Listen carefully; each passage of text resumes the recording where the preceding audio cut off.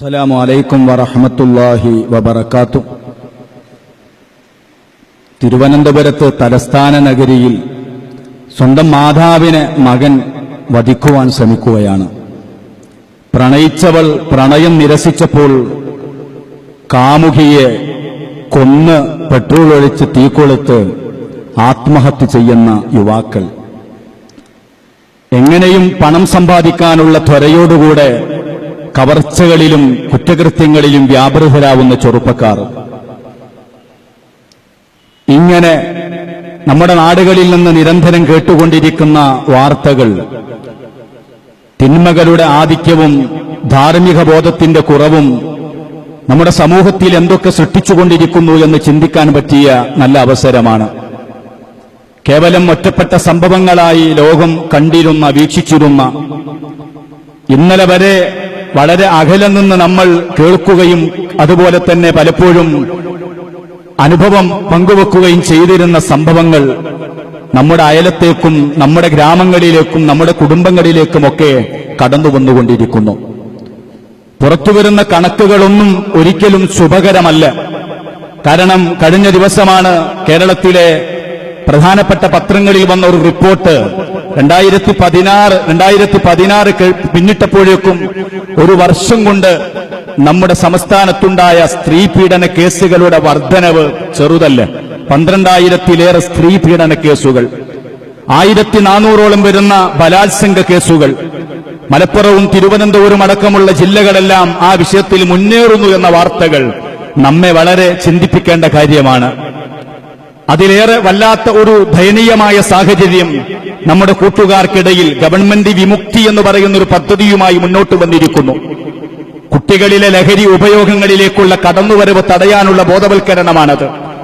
പക്ഷേ നമ്മുടെ രാജ്യത്തെ ഏറ്റവും പ്രധാനപ്പെട്ട സംവിധാനങ്ങൾ NCRB എന്ന് പറയുന്ന നാഷണൽ ക്രിമിനൽ റെക്കോർഡ്സ് ബ്യൂറോ പുറത്തുവിട്ട റിപ്പോർട്ട് പ്രകാരം 19 കോടി ജനങ്ങൾ ജീവിക്കുന്ന ഉത്തരേന്ത്യൻ സംസ്ഥാനത്തെക്കാളും നാർക്കോട്ടിക്കൽ കേസുകൾ ഏറ്റവും കൂടുതൽ റിപ്പോർട്ട് ചെയ്യപ്പെടുന്നത് 3 കോടി ജനങ്ങൾ ജീവിക്കുന്ന നമ്മുടെ കേരളത്തിലാണ്. 98 ലക്ഷമാണത്രേ കേരളത്തിലെ മദ്യപാനികളുടെ എണ്ണം. സുബ്ഹാനല്ലാഹ്, നമ്മൾ ചിന്തിക്കണം. ഒരു വീട്ടിൽ ഒരു മദ്യപാനി എന്ന നിലയ്ക്ക് കാര്യങ്ങൾ മാറിക്കൊണ്ടിരിക്കുന്നു. മദ്യപാനികളില്ലാത്ത വീടുകളുണ്ട്. പക്ഷേ നമ്മുടെ ജനസംഖ്യയുടെ അനുപാതം വെച്ച് നോക്കുമ്പോൾ ഒരു വീട്ടിൽ ഒരു മദ്യപാനി എന്ന നിലയ്ക്ക് സങ്കല്പിക്കാവുന്ന തലത്തിലേക്ക് 98 ലക്ഷം മദ്യപാനികൾ കേരളത്തിലുണ്ട് എന്ന് പറയുമ്പോൾ എന്താണ് സഹോദരന്മാരെ, എങ്ങോട്ടാണ് നാം നീങ്ങിക്കൊണ്ടിരിക്കുന്നത്? ഈ തിന്മകളുടെ ആധിക്യവും വർധനവും കാണുമ്പോൾ എന്തുകൊണ്ട്, എവിടെയാണ് നമുക്ക് പിഴച്ചത്? മദ്രസകൾ ഇല്ലാത്തത് കൊണ്ടാണോ? അല്ല. കേരളത്തിൽ വ്യത്യസ്തങ്ങളായ വിദ്യാഭ്യാസ ബോർഡുകളുടെയും അതുപോലെ മതസംഘടനകളുടെയും കീഴിൽ 10,000-കണക്കിന് 1,00,000 ലക്ഷത്തിലേറെ മദ്രസകൾ നമ്മുടെ കേരളത്തിലുണ്ട്. മദ്രസ പ്രസ്ഥാനം എന്നുള്ളതാണ് നമ്മുടെ നാട്ടിലും കേരളത്തിലും അല്പമക്കിലും നമ്മുടെ യുവതയിലും വിദ്യാർത്ഥികളിൽ നിലനിൽക്കുന്ന ധാർമ്മികമായ ആത്മീയമായ വെളിച്ചത്തിന്റെ ഒരു കാരണമെന്ന് നിഷേധിക്കാൻ പറ്റില്ല. അള്ളാഹു അത് നിലനിർത്തി തരുമാറാവട്ടെ. മദ്രസകളില്ലാത്ത സ്റ്റേറ്റുകളുടെയും അതുപോലെ പ്രദേശങ്ങളുടെയും ഒക്കെ അവസ്ഥ എന്തായിരിക്കും സഹോദരന്മാരെ? അതും നമ്മൾ ചിന്തിക്കേണ്ടതാണ്. പറയുന്നത് മദ്രസകളുടെ കുറവോ അല്ലെങ്കിൽ അതിന് സമാനമായ സംവിധാനങ്ങളുടെ കുറവാണോ നമ്മുടെ പ്രശ്നം? അടിസ്ഥാനപരമായി ധാരാളം കാരണങ്ങളുണ്ട്.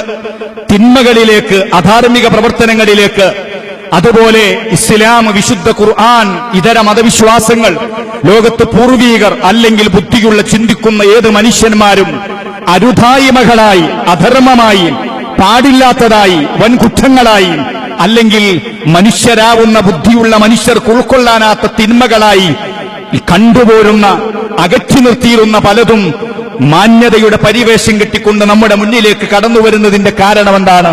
കാരണം പലതുമുണ്ട്. കാലത്തെ നമുക്ക് പഴിചാരാൻ പറ്റും, സാഹചര്യത്തെ നമുക്ക് കുറ്റപ്പെടുത്താൻ പറ്റും. പക്ഷേ ഒരു പ്രധാനമായുള്ള കാരണം തിന്മ തിന്മയാണെന്നും നന്മ നന്മയാണെന്നും നമ്മുടെ കുട്ടികളുടെ ഇളം മനസ്സുകളിലേക്ക് പകർന്നു കൊടുക്കേണ്ട ആളുകളിൽ നിന്ന് അത് ലഭിക്കുന്നില്ല എന്നതാണ് ഒരു അടിസ്ഥാനപരമായ കാരണം.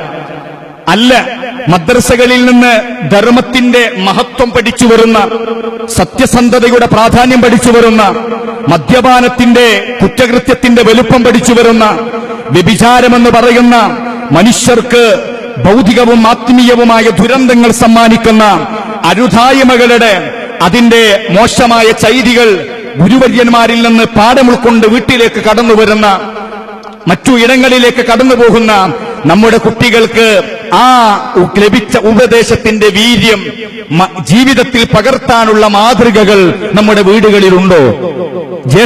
ജ്യേഷ്ഠന്മാർക്കിടയിലുണ്ടോ?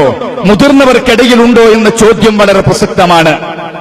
അതിനു പുറമെ തിന്മയാണെന്ന് ഉറക്കെ പറയേണ്ട ഔദ്യോഗിക സംവിധാനങ്ങൾ തിന്മയെ ലഘൂകരിക്കുന്നു, ധാർമ്മികതയെ ലഘൂകരിക്കുന്നു. ഈ ഒരു ചുറ്റുപാട് നമുക്ക് കാണാൻ കഴിയും. ഇപ്പൊ മദ്യപാനത്തെക്കുറിച്ച് പറയുമ്പോ ഗവൺമെന്റ് വിമുക്തി എന്ന് പറയുന്ന ഒരു സംവിധാനത്തിലൂടെ ലഹരി ഉപയോഗത്തിനെതിരെ വിദ്യാർത്ഥികളെ ബോധവൽക്കരിക്കുമ്പോ അതേ ഗവൺമെന്റാണ് മദ്യത്തിന് വ്യാപാരത്തിന്റെ പ്രതീതി കൊടുക്കുന്നത്. മദ്യക്കച്ചവടം നടത്തുന്നതും ഗവൺമെന്റ് അല്ലേ സഹോദര? ഇന്നത്തെ പത്രത്തിൽ നോക്കൂ നിങ്ങൾ, ബീവറേജ് കോർപ്പറേഷന്റെ ഔട്ട്ലുക്കുകൾക്ക് പോലീസ് സംരക്ഷണം ഗവൺമെന്റ് കൊടുക്കേണ്ടി വരുമെന്ന്. കാരണം എന്താ?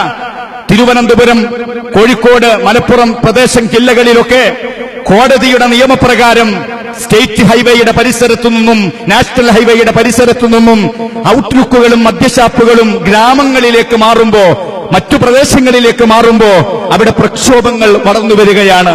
തിരുവനന്തപുരത്ത് വിദ്യാർത്ഥികളുടെ പ്രക്ഷോഭത്തിന്റെ മുന്നിൽ അടച്ചുപൂട്ടിപ്പോകേണ്ടി വന്നു. ജല്ലിക്കെട്ടെന്ന പ്രക്ഷോഭം അല്ലേ? ആ പ്രക്ഷോഭം വാഴ്ത്തപ്പെട്ടിരിക്കുന്നു. പക്ഷെ വാഴ്ത്തപ്പെടേണ്ട പ്രക്ഷോഭമെന്നുമല്ല, പക്ഷെ പ്രക്ഷോഭമെന്ന നിലക്ക് വാഴ്ത്തപ്പെടണം. രാഷ്ട്രീയ മതവൈര്യങ്ങൾ മറന്ന് യുവാക്കൾ ഒന്നിച്ച് ഒരു ലക്ഷ്യത്തിന് വേണ്ടി ഒരുമിച്ച് കൂടിയപ്പോ ഭരണകൂടത്തിന് നിയമം തിരുത്തേണ്ടി വന്നു, കോടതിക്ക് മൗനിയാവേണ്ടി വന്നു. പക്ഷേ ഒരു വിനോദം, അപകടകരമായ ഒരു വിനോദത്തെ സ്ഥാപിച്ചെടുക്കാൻ ഇന്ത്യയിലെ ഒരു സംസ്ഥാനത്തെ യുവാക്കൾക്ക് ഇങ്ങനെയൊക്കെ സംഘടിച്ചുകൊണ്ട് സമരം നടത്താൻ പറ്റുമെങ്കിൽ, പ്രിയപ്പെട്ട വിദ്യാർത്ഥികളെ, മനുഷ്യരും സമൂഹവും യുവതയും ജനങ്ങളും അഭിമുഖീകരിക്കുന്ന അടിസ്ഥാനപരമായ കുറെ പ്രശ്നങ്ങൾ നമ്മുടെ രാജ്യത്തുണ്ട്, നമ്മുടെ സമൂഹത്തിലുണ്ട്. അതിനായിരിക്കണം ഇതുപോലത്തെ പ്രക്ഷോഭങ്ങളെന്ന് അവസരോചിതമായി ഉണർത്തുകയാണ് ഞാൻ പറയുന്നത്. കോടതി വിധിയുടെ അടിസ്ഥാനത്തിൽ കേരളത്തിലെ വിവിധ പ്രദേശങ്ങളിൽ മദ്യശാലകളുടെ സ്ഥലമാറ്റം പ്രക്ഷോഭങ്ങൾക്കും സമരങ്ങൾക്കും വഴിയൊരുക്കിയപ്പോ പോലീസ് അവർക്ക് സംരക്ഷണം കൊടുക്കേണ്ടി വരും ഗവൺമെന്റിന്റെ നേതൃത്വത്തിലെന്നാ പറയുന്നത്. ഇവിടെയാണ് എന്തൊരു വിരോധാഭാസമാണ്. ഒരേ സമയം ലഹരിമുക്ത കലാലയങ്ങളെയും വിദ്യാർത്ഥികളെയും ലക്ഷ്യം വെച്ച് ക്യാമ്പയിൻ നടത്തുന്നവർ മദ്യമെന്ന് പറയുന്ന മഹാവിഷപദാർത്ഥത്തെ വിൽക്കാനുള്ള മദ്യശാലകൾ തുറക്കുകയും അതൊരു കച്ചവടമായി കാണുകയും ചെയ്യുന്നത് ഈ സമൂഹത്തിന് എന്ത് മെസ്സേജാണ് കൊടുക്കുന്നത്? ഒന്നുകൂടെ നിങ്ങൾ ആലോചിച്ചു നോക്ക്. അനധികൃതമായ സമ്പാദ്യം അല്ലെ, എങ്ങനെയും പണം സമ്പാദിക്കാന്ന് പറയുന്നതാണ് നമ്മുടെ കുട്ടികളുടെ ഇന്നത്തെ പുതിയ തലമുറയുടെ അവസ്ഥ. എങ്ങനെയും പണം സമ്പാദിക്കാം. അതൊരുത്തനെ വഞ്ചിച്ചാവാം, അഴിമതി നടത്തിയാവാം, കോഴ വാങ്ങിയാവാം, മറ്റൊരാളെ കൊന്നാവാം, വേറൊരുത്തന്റെ ബിസിനസ് തകർത്തിട്ടാകാം, എങ്ങനെയുമാവാമെന്ന് ചിന്തിക്കുന്ന ചിന്ത അവർക്ക് എവിടെ നിന്നാണ് കിട്ടുന്നത്? സത്യത്തിൽ മാതാപിതാക്കളിൽ നിന്നാണ്. ഇന്നത്തെ മാതാപിതാക്കളിൽ നിന്ന് യുവജനോത്സവ വേദികളിൽ തന്റെ മകൾ ഒരു യുവജനോത്സവ വേദിയിലെ ഒരു മത്സര ഇനത്തില് ഫസ്റ്റ് കിട്ടാനും A+ കിട്ടുവാനും മാതാവാണ്, ഉമ്മയും അച്ഛനും അമ്മയും ഉപ്പയും ഉമ്മയും അധ്യാപകനും കൂടെയാണ് ജഡ്ജിന്റെ കയ്യിലേക്ക് പണം കൊണ്ടുപോയി കൊടുക്കുന്നത്. നോക്കൂ നിങ്ങൾ, ഈ ഒരു വിദ്യാർത്ഥി പ്രതിഭയായി വളർന്നു വന്നാൽ ആ പ്രതിഭയായി വളർന്നു വന്ന കുട്ടിയുടെ മനസ്സിലുണ്ടായ ഒരു വലിയ അപചയമുണ്ട്. എന്താണ്? ഇതുപോലത്തെ പ്രതിഭാത്തം പണം കൊടുത്തു വാങ്ങാം, ഇതൊരു വ്യാപാരമാണ്, ബിസിനസ്സാണ്. ആ പ്രതിഭ ഇനി എന്തൊക്കെ അഴിമതി ലോകത്ത് നടത്താനിരിക്കുന്നു. ഞാൻ പറഞ്ഞു വന്നത് അത് മാത്രമല്ല. നോക്കൂ നിങ്ങൾ, കലാലയങ്ങളിലേക്ക് അഡ്മിഷൻ സീസൺ വന്നു കഴിഞ്ഞാൽ പിതാവിനറിയാം എന്റെ മകൻ ഈ കോഴ്സിന് അഡ്മിഷൻ ലഭിക്കാൻ യോഗ്യനല്ല. വിദ്യാർത്ഥിക്ക് അതിലേറെ അറിയാം ഞാൻ അയോഗ്യനാണ്. പക്ഷേ പണത്തിന്റെ സ്വാധീനമുള്ള രക്ഷിതാവ് അധ്യാപകന്റെയും മാനേജ്മെന്റിന്റെയും മുന്നിൽ കൊണ്ടുപോയി പണം കൊടുത്ത് അഡ്മിഷൻ വാങ്ങി സീറ്റ് വാങ്ങിയിട്ട് ഡോക്ടറോ എഞ്ചിനീയറോ ഒക്കെ ആയി വരുന്ന ഈ മകൻ ഒരിക്കലും സമൂഹത്തിന് ഉപകരിക്കാൻ പോകുന്നില്ല. കാരണം ഞാനൊരു പ്രതിഭയായി വളർന്നത്, ഇങ്ങനെയായി തീർന്നത് പണത്തിന്റെ ബലത്തിലാണ്. അതുകൊണ്ട് പണം എളുപ്പവഴിയിൽ സമ്പാദിക്കാനുള്ള വഴി ഇതാണെന്ന് തന്റെ ഉമ്മ പഠിപ്പിച്ചു, തന്റെ പിതാവ് പഠിപ്പിച്ചു. അതിലേറെ തന്റെ ക്യാമ്പസിലെ അധ്യാപകൻ അത് വാങ്ങിവെച്ചും പഠിപ്പിച്ചു കൊടുത്തു. ഇവിടെയാണ് നമ്മൾ ചിന്തിക്കേണ്ടത്. അഴിമതിക്കാരും കോഴക്കാരും എങ്ങനെയും പണം സമ്പാദിക്കുക എന്ന മനോഭാവം നമ്മുടെ കുട്ടികളിലേക്ക് ഇട്ടുകൊടുക്കുന്നത് ആരാണ്? ഒന്നുകൂടെ ചിന്തിക്കൂ സഹോദരന്മാരെ. ഇന്ന് നമ്മുടെ സമൂഹത്തിൽ ലൈംഗികമായ അവിഹിതമായ ബന്ധങ്ങൾ വർദ്ധിച്ചു വരികയാണ്. 1400 ബലാത്സംഗം ഒരു വർഷം കൊണ്ട് കേരളത്തിൽ ഉണ്ടായി എന്നത് അത് ബലാത്സംഗം മാത്രമേ നമ്മുടെ സമൂഹത്തിൽ കുറ്റകൃത്യമുള്ളൂ, ഗവൺമെന്റിന്റെ മുന്നിൽ കുറ്റകൃത്യമുള്ളൂ, കോടതിക്ക് മുന്നിൽ കുറ്റകൃത്യമുള്ളൂ. പക്ഷേ സമൂഹം സഹകരിച്ചുകൊണ്ട് ചെയ്യുന്ന വ്യഭിചാരങ്ങൾക്ക് കണക്കും കയ്യുമില്ല. അത് ഇസ്ലാമിക ദൃഷ്ടിയിൽ കുറ്റമാണ്, വൻകുറ്റമാണ്, വളരെ മോശമായ പ്രവൃത്തിയാണ്. ഇതൊന്നും കണക്കിൽപ്പെടില്ല. പക്ഷേ ഈ വ്യാപാരത്തെക്കുറിച്ച് ചിന്തിക്കുമ്പോഴും എങ്ങനെ ഉപദേശം കേട്ടാലും നന്നാവാത്ത മനുഷ്യന്മാരുണ്ട്. പക്ഷേ നമ്മുടെ കുട്ടികൾ വളർന്നു വരുന്ന പരിസരങ്ങൾ ഏതാണ് നിങ്ങൾ ആലോചിക്കണം. കാരണം പഴയ കാലങ്ങളിൽ നിന്ന് സ്വകാര്യമായി നിർവഹിച്ചിരുന്ന പലതും ഇന്ന് പരസ്യമായി നിർവഹിച്ചുകൊണ്ടിരിക്കുകയാണ്. സ്വകാര്യമായി നിർവഹിച്ചിരുന്ന പലതും ഇന്ന് പരസ്യമായി നിർവഹിക്കപ്പെട്ടുകൊണ്ടിരിക്കുന്നു. അതെ, ഭാര്യയും ഭർത്താവുമാകാം.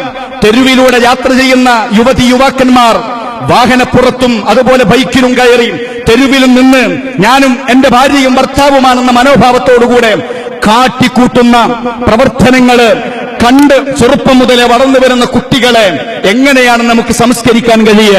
നമ്മൾ ഗൗരവത്തോടെ ചിന്തിക്കണം.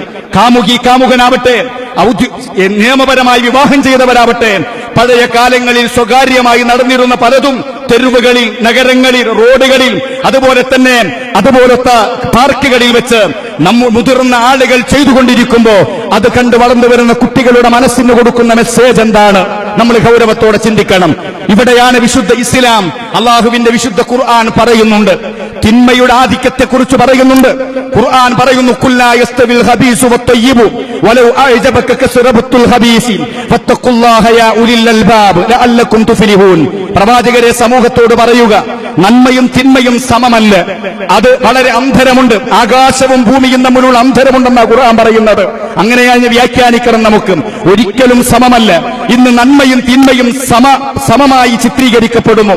ലാഘവ ബുദ്ധിയോടെ അതിനോട് പ്രതികരിക്കപ്പെടുന്നു. ഔദ്യോഗിക സംവിധാനങ്ങൾ പോലും നോക്കൂ നിങ്ങൾ. ഈയിടെയല്ലേ ഒരു BSF ജവാനിനൊരു പരാതി എന്തായിരുന്നു? ജവാന്മാർക്ക് നിർണയിക്കപ്പെട്ട ഭക്ഷണം അത് മറ്റുള്ളവർ അടിച്ചു മാറ്റുന്നു എന്നുള്ളതാണ്. ഈ കഴിഞ്ഞ ആഴ്ച മറ്റൊരു ജവാന്റെ പരാതി എന്താണ്? ഗവൺമെന്റ് ജവാന്മാർക്ക് അനുവദിച്ച മദ്യവും ചിലവർ മറിച്ചു വിറ്റുകൊണ്ടിരിക്കുന്നു. ഇത് വായിച്ചപ്പോഴും തോന്നിയൊരു തോന്നലുണ്ട്. എന്താണ് ഈ രാജ്യത്തിന്റെ ഔദ്യോഗിക ഭരണകൂടം ജനങ്ങളിൽ നിയമവും അതുപോലെ തന്നെ അരാജകത്വം ഉണ്ടാകുമ്പോൾ ഇടപെടേണ്ട സൈനികർക്ക് സൗജന്യമായി മദ്യം കൊടുക്കുന്നുവെന്നാണ്. നോക്കൂ നിങ്ങൾ, അതാണ് പറയുന്നത്. ഔദ്യോഗിക സംവിധാനങ്ങൾക്ക് ഒരു ഭാഗത്ത് തിന്മയെ പ്രോത്സാഹിപ്പിക്കുന്നു.